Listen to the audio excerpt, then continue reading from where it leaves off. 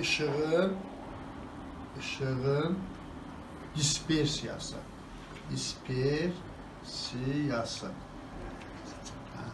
Dispersiyanı başa düşmək üçün ilk növbədə Newtonun apardığı təcrübəni öyrənməliyik. Newton deməli pəncərədən düşən işıq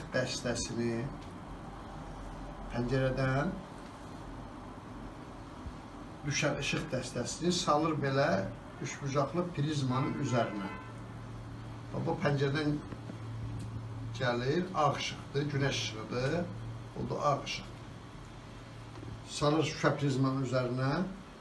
Prizma olmasaydı şüşə belə düz gedərdi, belə oldu.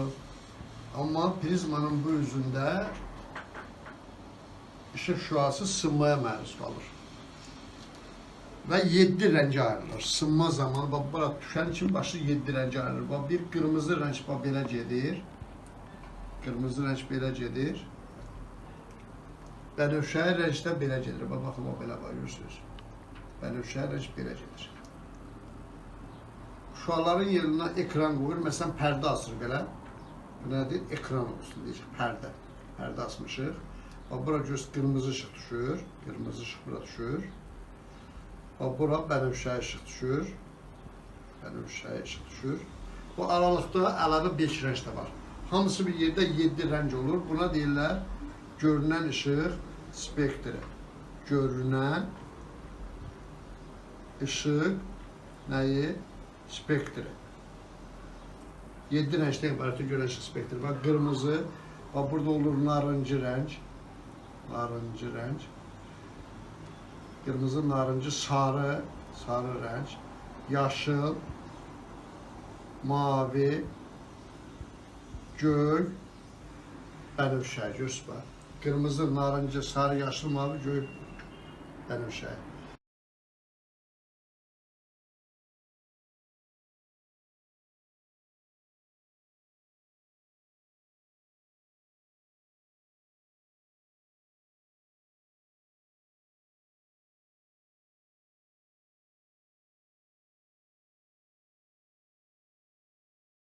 Qırmızı rəngin dalğa uzunluğu 760 nanometrdir. Bənövşəyi rəngin dalğa uzunluğu 380 nanometrdir. Qalanların da dalğa uzunluğu bunların arasındadır. Deməli, belə çıxır ki, 380 nanometrdən deməli 760 nanometr arası görünən işığa aiddir. Allah insana yaradıb ki, insanın gözü bu hissəni görür, qalan hissələr görmür. Düzdür, bu hissəyə də şüalar düşür, ekranın bu hissəsinə də şüa düşür.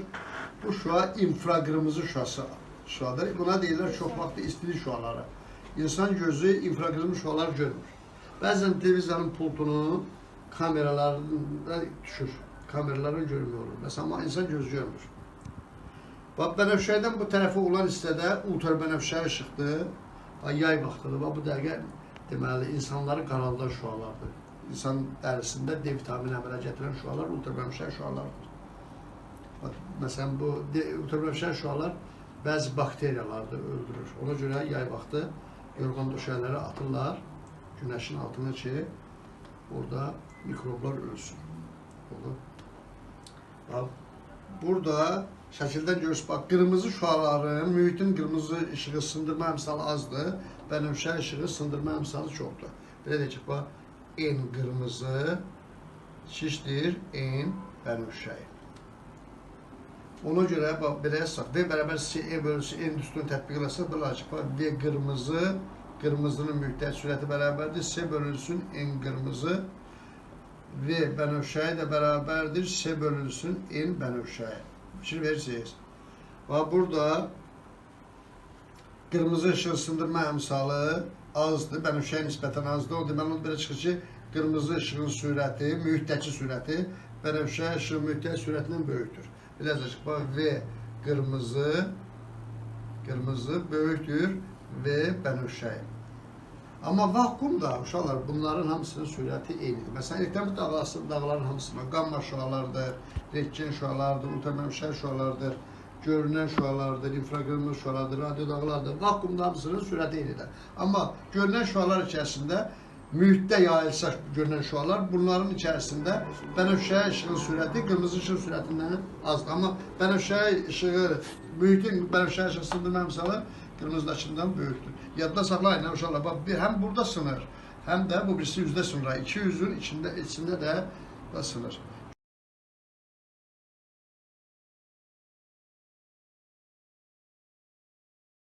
Gök uşağı əmələ gəlməsi budur bax. İşıq şüalarının, deməli o balaca diametri millimetr olan bulutdakı yağış damcıları yoxdur. Millimetrik kürə formasında olur axı. Bax oradan deməli sınmasının nəticəsində gök uşağı alır. O da həmin bir şeydir bax. Belə deyək. Bax uşaqlar, bax bunları nə cürətdə saxlayasın, onu da bir qayğısına qalaq. Belə deyirlər bax. Bax qarı nənə 80 yaşında məcməyi gəlir başında. Məsələn, belə desək, başında. Şey verin, qarı qırmızı, nənə narıncı, 80 sarı, yaşında yaşıl, məcməyi mavi, gəlir gök, aydındır, başında bənövşə. 7 rəngin ardıcılığını bu üsuldan siz yadda saxlaya bilərsiniz. Gəlin yekunlaşdıralım, bax. İspesiya nə oldu? Newton belə tərif verirdi. Mühitin sındırma əmsalının işığın rəngindən asılı olmasına dispersiya deyilir. Bu Newtonun verdiyi tərif, bax. Mühitin sındırma əmsalının işığın rəngindən asılı olmasına dispersiya deyirlər. Müasir tərif belədir də, bax. Mühitin sındırma əmsalının işığın dalğa uzunluğundan asılı olmasına və yaxud da işığın tezliyindən asılı olmasına dispersiya deyilir. Biz dispersiya haqqında bir qısa məlumat verdik.